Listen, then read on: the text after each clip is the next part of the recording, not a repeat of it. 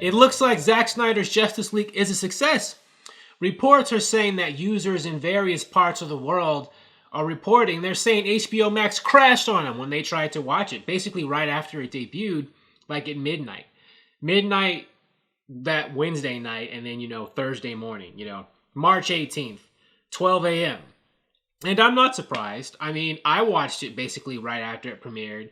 Nothing crashed on me, but I watched it basically at midnight. I stayed up and watched it for 4 hours, and I really enjoyed it. And a lot of other people who've seen it really enjoyed it, and they were tweeting about how they liked it and writing all these reviews.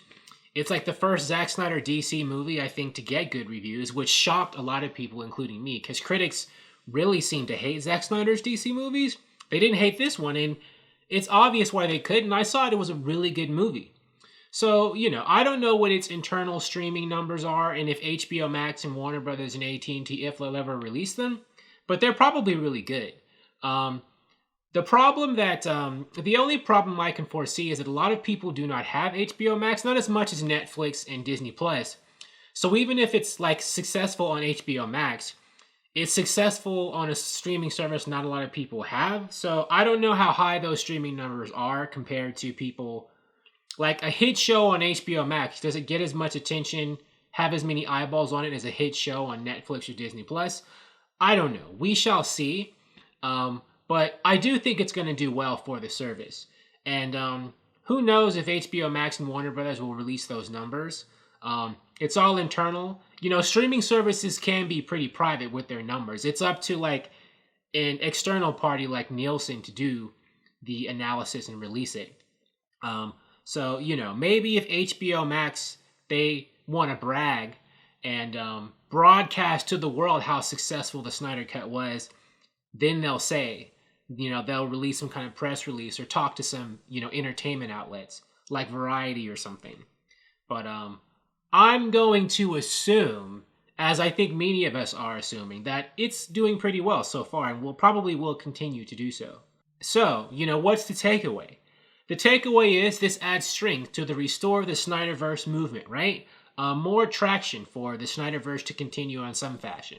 How? Who knows? I mean, a lot of people would like a direct Justice League 2 or 3 or whatever, but there's also, like spin-off streaming shows that could happen. There's multiple ways you could continue the Snyderverse, right? You could do a Batman Deathstroke show. You could do a Martian Manhunter show. You could, maybe do a Cyborg show, although, Ray Fisher hates everybody at Warner Brothers, so that might be problematic.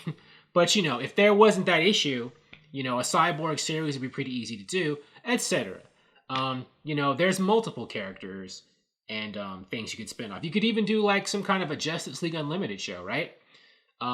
This was actually, Grace Randolph brought this up in a recent video she did, that, you could have Zack Snyder producing a series about all these other DC heroes in the Snyderverse. After Justice League ends, all these other heroes in the world, there could be a series picking up like that. At the end of the Snyder Cut, spoilers. Well, I don't think it's a spoiler because it was at the end of Justice League 2, which came out in 2017. They have that table.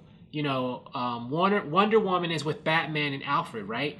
And they're talking about, we're going to need more chairs for more members.